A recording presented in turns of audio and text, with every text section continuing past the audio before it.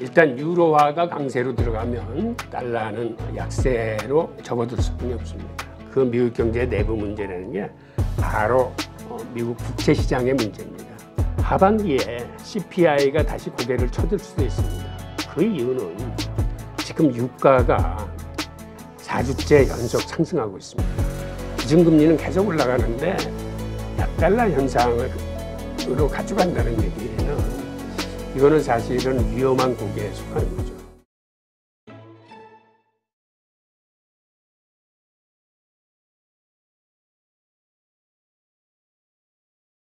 네, 오늘 모신 분은 유대인 경제사 저자시죠. 홍익희 교수님 모셨습니다. 안녕하세요. 예, 안녕하세요.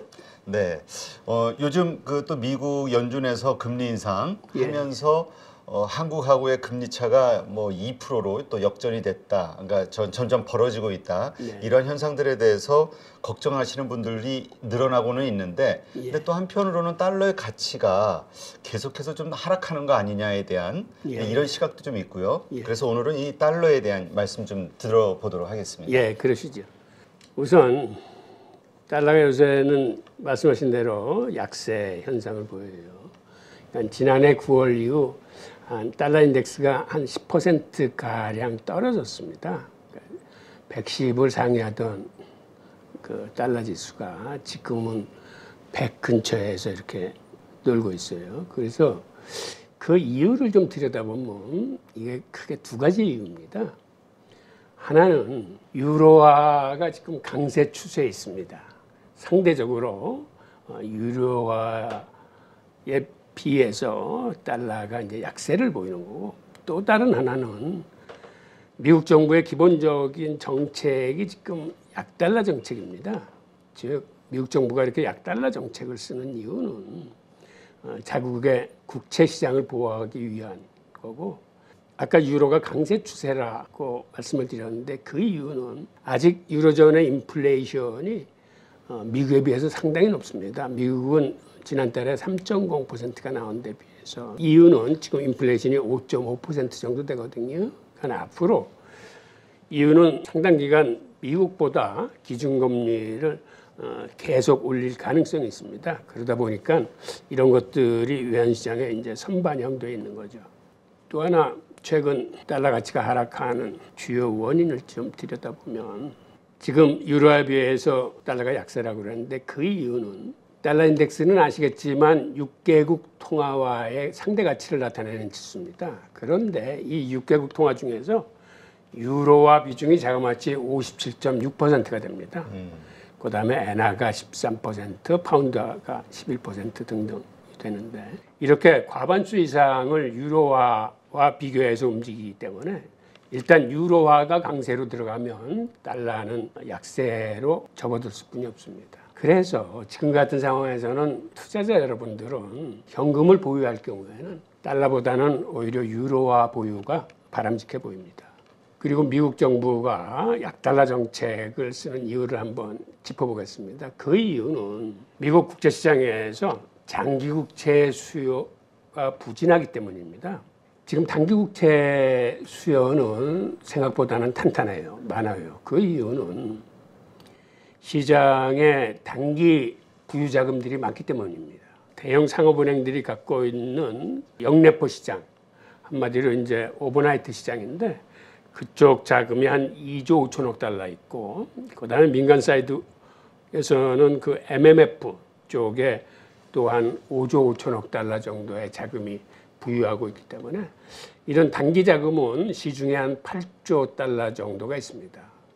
그래서 미국 재무부가 찍어내는 단기 국채는 시장이 선호하는 국채이기 때문에 쉽게 소화가 되는 반면에 중장기 국채, 즉 기한이 2년서부터 30년에 이르는 이 국채들은 수요가 부진해서 그렇게 시장에서 활발하게 이게 매매되고 있지 못합니다. 그러다 보니까 미국 정부는 국채 시장에 대한 신경을 지금 바짝 쏟고 있는데, 아마 이번에 제니 델런이 중국 방문한 가장 큰 이유 중에 하나가 중국이 가지고 있는 장기 국채가 시장에 흘러나오지 않게 하기 위해서 아마 가서 이제 모종의 협상을 하지 않았나라는 생각이 듭니다. 자, 그다음에 달러 가치와 미국 경제 관계를 한번 보겠습니다. IMF가 발표한 2022년 기준으로 보면 세계 경제에서 미국 GDP가 차지하고 있는 비중이 정확히 4분의 1입니다.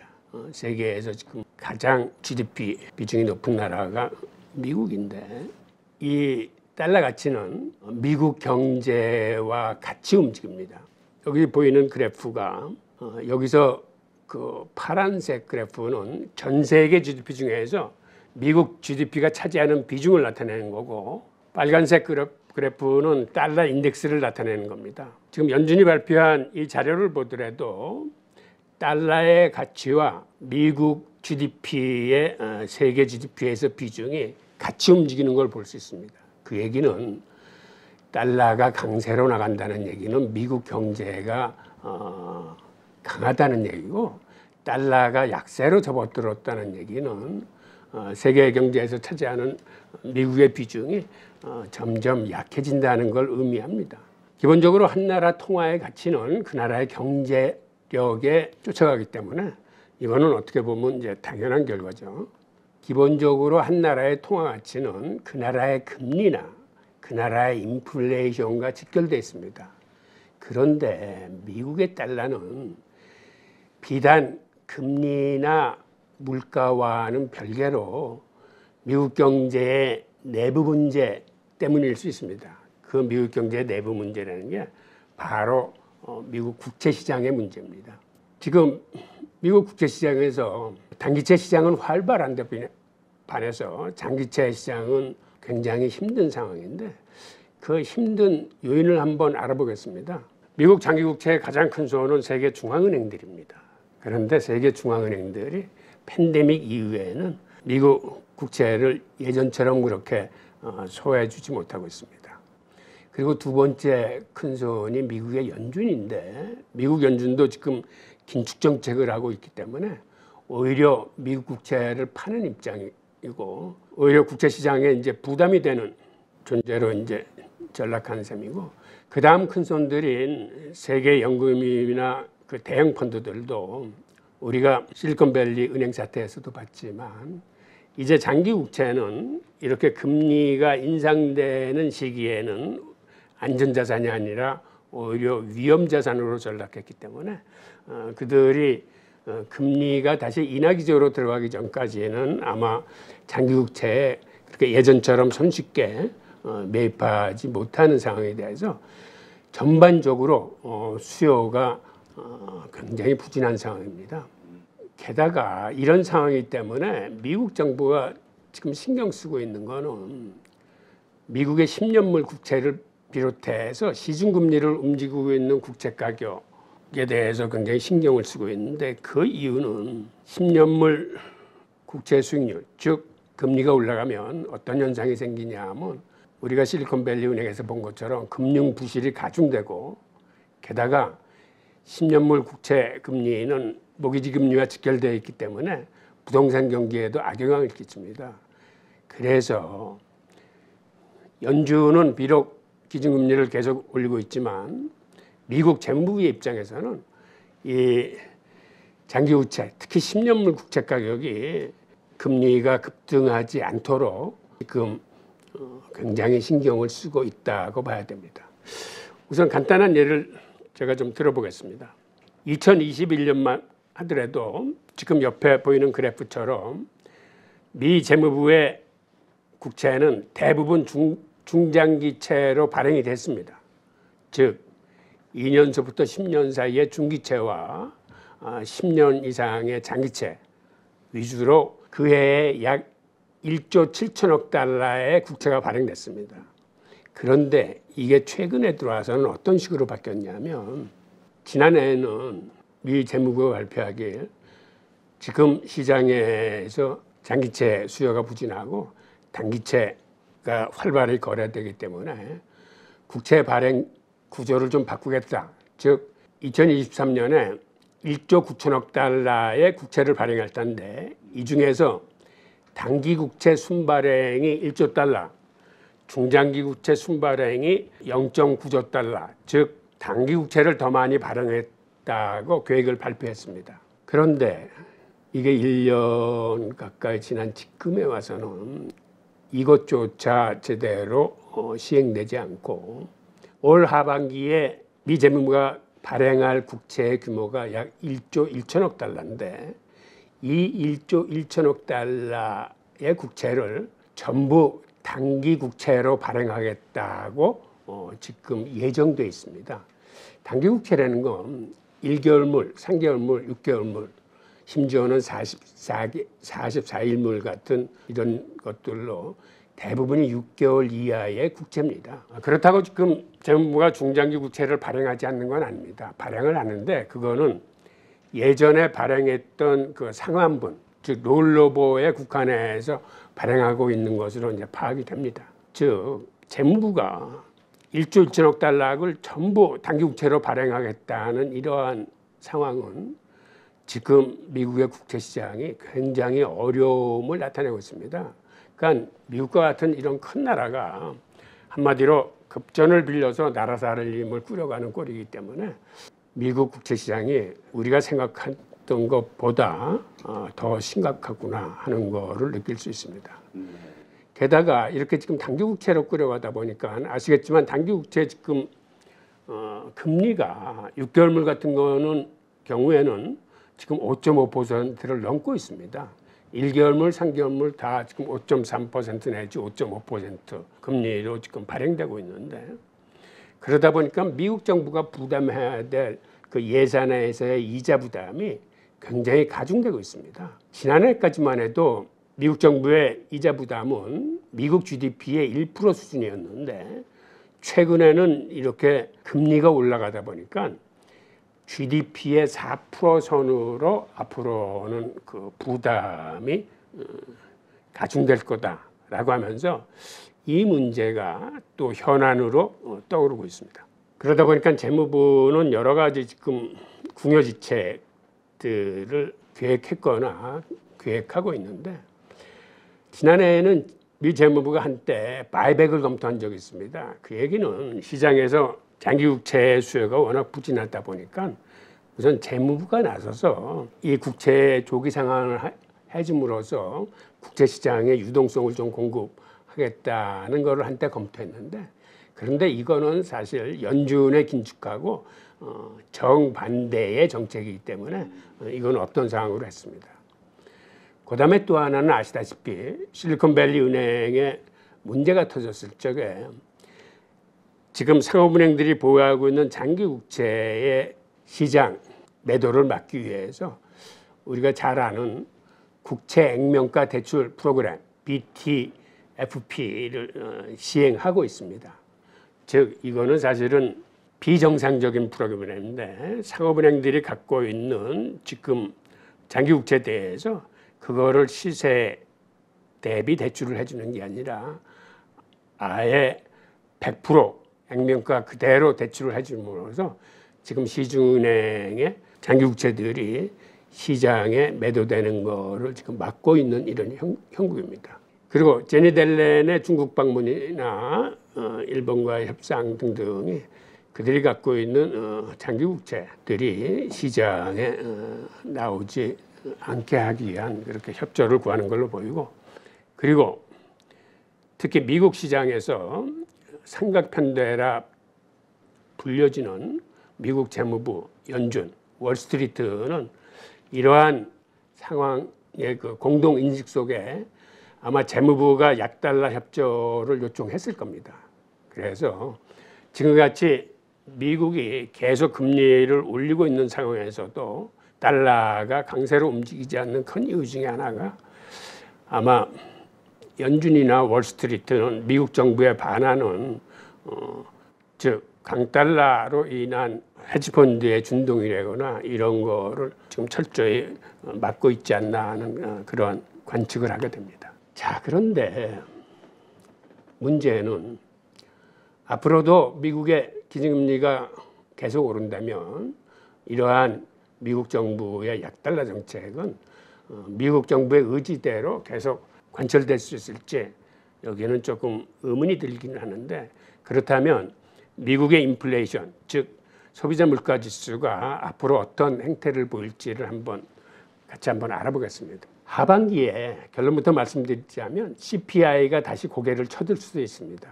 그 이유는 지금 유가가 4주째 연속 상승하고 있습니다. 지금 유가가 물가에 미치는 영향이 굉장히 큰데 이렇게 기름값이 슬금슬금 계속 오른다는 거는 물가를 지금 잡고 있는데 큰 걸림돌이 될 뿐만 아니라 최근에 러시아가 맺고 있었던 흑해 곡물 협정이 종료가 됐습니다.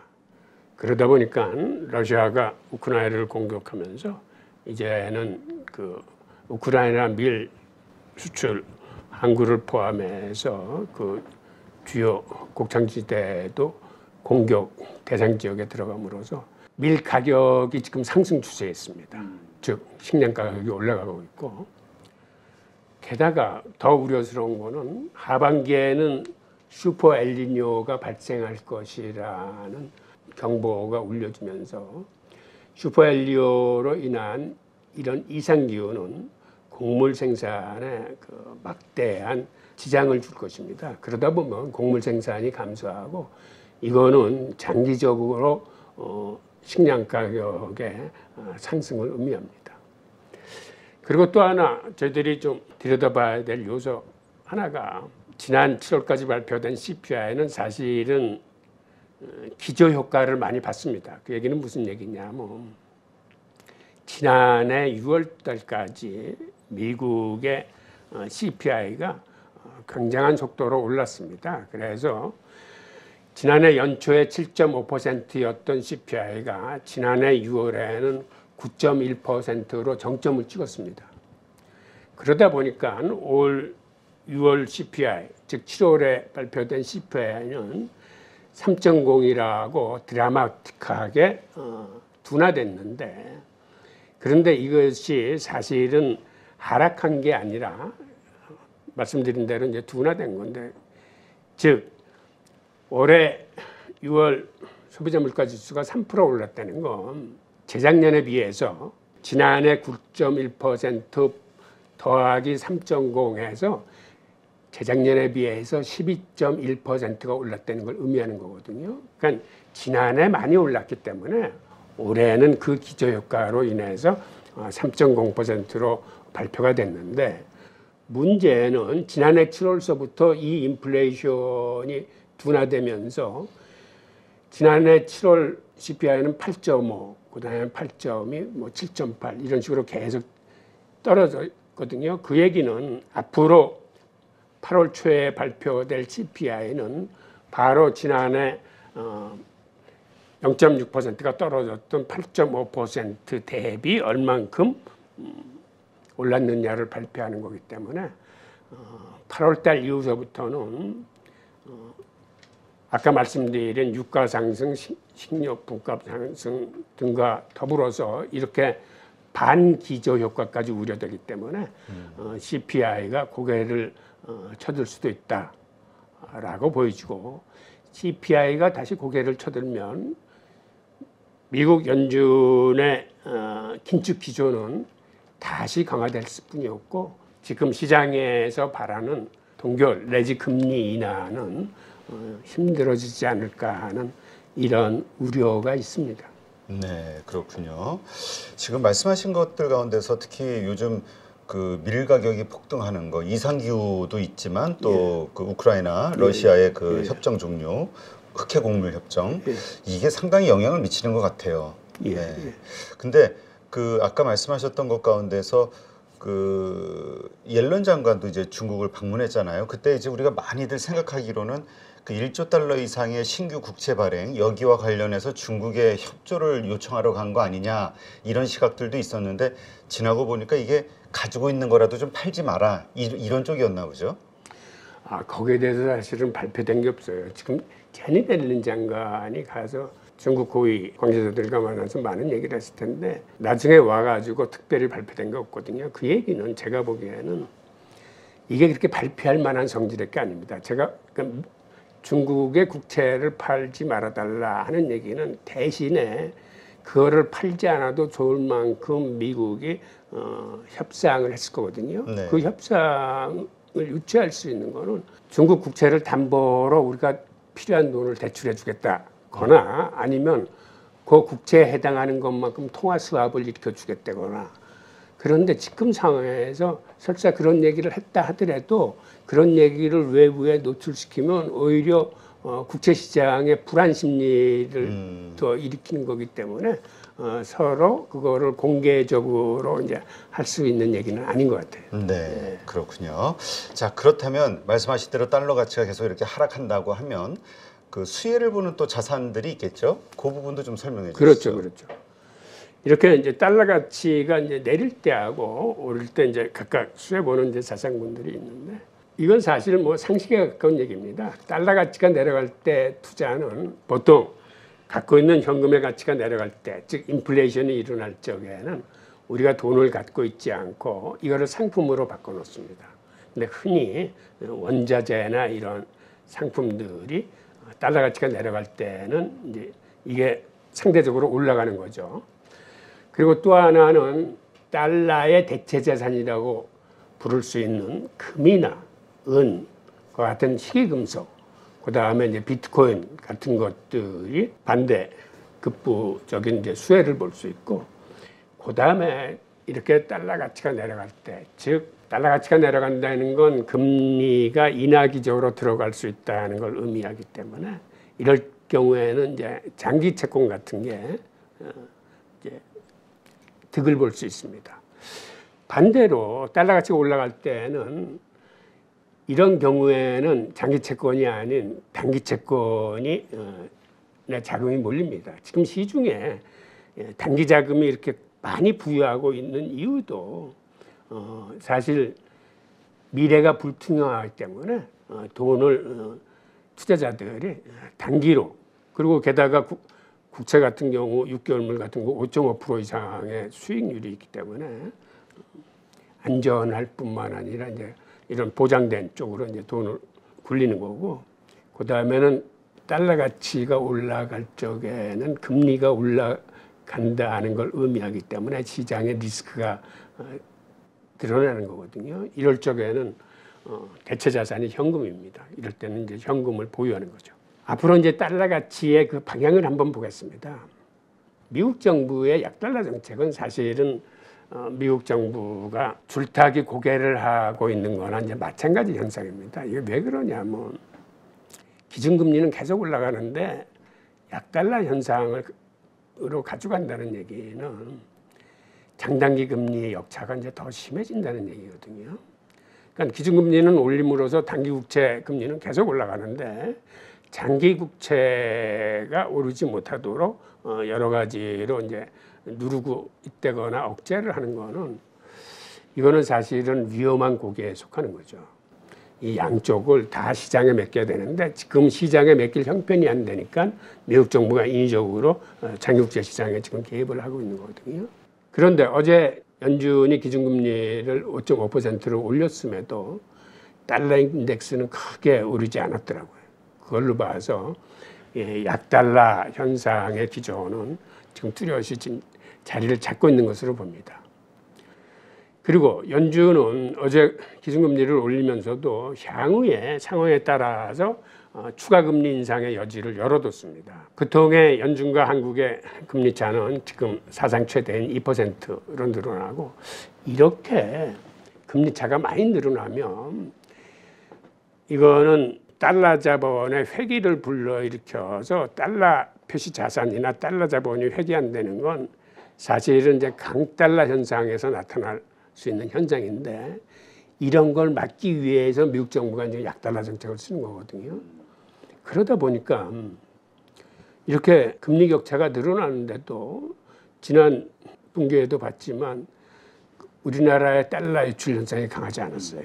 오히려 간접 투자 같은 것들이 들어갔고, 즉 이거는 미국 정부가 그 월스트리트하고 서로 협조하에 지금 정교하게 약달러 정책을 이제 피고 있는 걸로 이해가 되고, 그 다음에 달러 가치의 방향을 결정짓는 거는 서두에도 말씀드렸지만 이건 유로화 강세 추세를 봐야 되는데 유로화는 앞으로도 상당 기간 달러에 비해서 더 강세로 갈 수뿐이 없는 이유는 우선 유럽의 인플레이션이 미국보다 훨씬 높기 때문에 유럽은 계속해서 기준금리를 꾸준히 올릴 겁니다. 그러므로서 달러 인덱스는 앞으로 상당 기간 이런 유로화의 움직임에 따라서 하락세를 지속할 전망이고, 그다음에 미국 정부의 약달러 정책도 국채 시장이 안정될 때까지는 아마 계속할 겁니다. 그리고 BIS나 IMF 건에서 발표하는 달러의 실질 실효 환율 역시, 즉 달러의 실질 가치 역시 지금 달러 인덱스와 동행을 해서 이 옆에 보이는 그래프가 지난 1년 동안의 그 달러의 실질 실효 환율 그래프인데, 지금 실질 실효 환율이 보시는 것처럼 계속 크게 내려오고 있습니다. 네. 이런 걸로 봐서 앞으로의 달러 가치는 당분간은 약달러 현상이 계속될 것으로 보입니다. 네, 그렇군요. 그렇기 때문에 지금 우리 입장에서도 그 여기에 맞게끔 여러 가지 그 뭐 미국 시장에 투자하시는 분이 됐든 아니면은 뭐 달러를 보유하거나 아니면 또 하려고 하는 분들 뭐 이런 것들 다 감안하셔서 참고하셔야 되겠네요. 예.